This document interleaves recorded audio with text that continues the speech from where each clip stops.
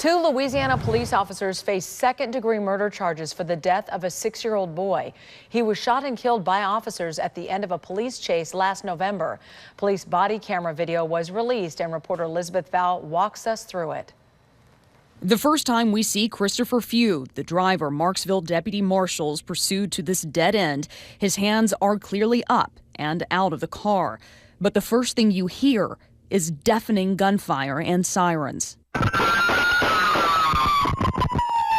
The officer recording the scene calls it into dispatch, but it takes about 2 minutes for anyone to approach the SUV, first yelling at Few to show his hands. Show me your hands, man. It's at this moment the officers realize things are much worse than they already appear.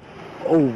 The officer with the body camera walks back to the two men investigators believe fired 18 shots into the car. Deputy Marshals Norris Greenhouse Jr. and Derek Stafford. You can see Greenhouse's name there on his shirt. It appears that the officer whispers there's a child in the car, indicating Few's 6-year-old son, Jeremy Martis. You can make out Greenhouse saying, "Don't tell me that."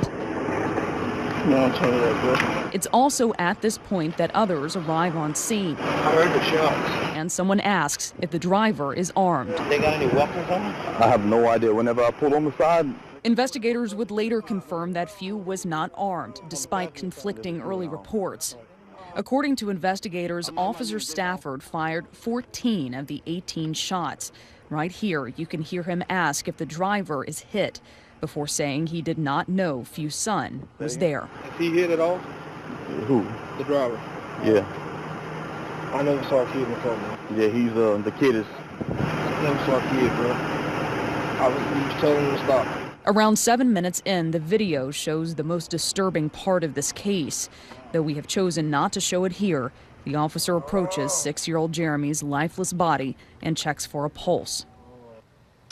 The boy's father was critically injured, but he survived. The officer's lawyers claim the men acted in self-defense and that the driver used his SUV there as a deadly weapon. Just as that footage was released, people gathered for a second night of protests over the shooting of an unarmed black man near San Diego. But what if it was your son, your daughter? Alfred Alongo was shot to death Tuesday after pointing an object at an officer. It turned out to be a vape smoking device.